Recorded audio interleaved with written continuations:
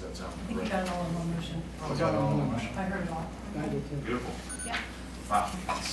Councilwoman Lewis, you're on. We're moving on. Thank you. All right, so we're going to go ahead and move on to item number 18, which is the appeal, the decision from town planning, 81 Atherton Avenue, and 070240110. Lisa Costa Sanders again, 2 briefs tonight.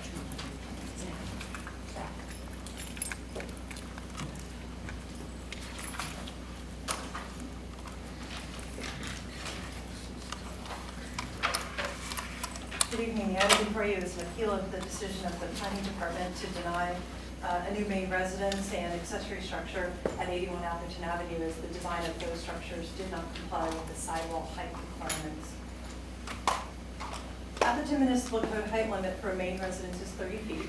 We have a sidewall height limit of 22 feet and an end wall limit of 30 feet. So if you see the first one with the gable end, that's kind of a traditional, pitched roof design where these code requirements apply really well. You get the 22-foot sidewall, and then the end wall just goes up to the maximum height. It gets a little tricky when you apply these development standards to a more contemporary design, because if you were to reach that 30-foot height limit, you would exceed the sidewall limit. So most contemporary designs are required to comply with the 22-foot height limit all around the building.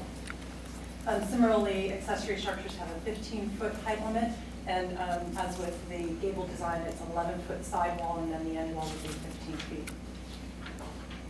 The code does include a few provisions to give a little bit of flexibility, and the one is a tower element, and that was added to the code in 2009 when we did the update, mostly because of some challenges we have with contemporary designs, at least having a taller stairwell or a decorative element or like a turret design, a round structure with a stairwell design in it. So at that point, it's all kind of side and end walls. So that allows a tower element with a maximum square footage of 400 feet to go to the end wall height limit. And then the code also has a provision for increased sidewall and main building height with increased setbacks when you obtain a special structure permit from the Planning Commission. And then just kind of another graphic to highlight for you. What's allowed by the code is that first graphic with the gable end, where you can go all the way to the 30 feet for the end wall, and then the sidewall will be 22. It's a little trickier with the contemporary design in the middle. And then the last one would be prohibitive, because if you went to that full 30 foot, it would be all the way around and you would be violating the sidewall height limit. The applicant obtained a special structure permit from the Planning Commission to allow an increased height of sidewall up to 23 feet. And in order to do that, they had to set in all of their setbacks an additional 5 feet to go up that 1 foot. So it is a bit restrictive. We don't get a lot of applications for the special structure permit. It's more common when you have a larger lot that you have flexibility to increase those setbacks.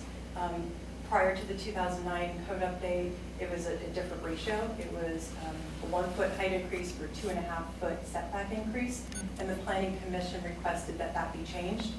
They were concerned that we would have tall structures on smaller lots, so